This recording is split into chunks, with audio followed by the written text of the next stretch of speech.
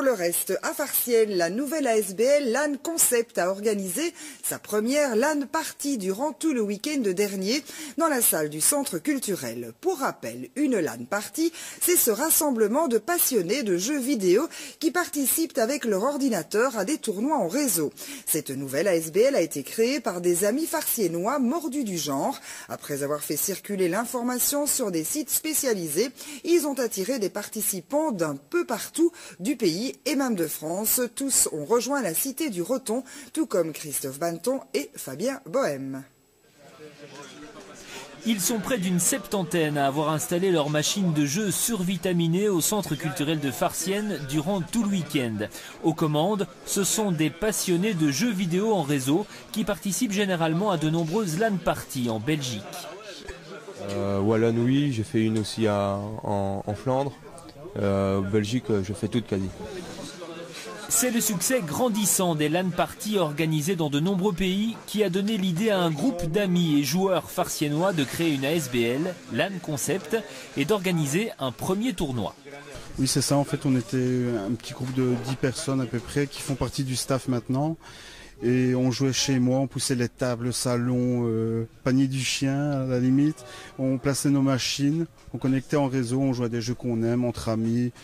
C'est un truc qui nous passionnait, qui a pris de l'ampleur.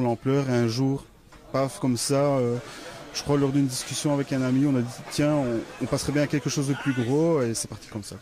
Mais le principe d'une LAN party, c'est de déjà réunir des joueurs sur des jeux bien spécifiques. Ils amènent leur matériel, leur PC, prise électrique, câble réseau. On interconnecte tout sur des switches.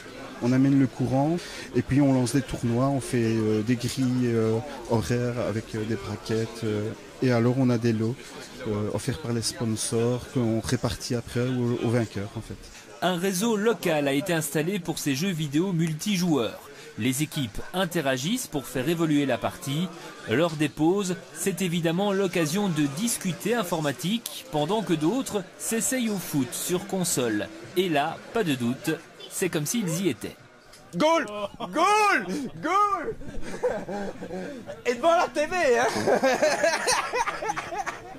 Bah ça se passe bien, il y a une bonne ambiance et il y a juste quelques problèmes de connexion, mais sinon ça va, tout se passe bien quoi.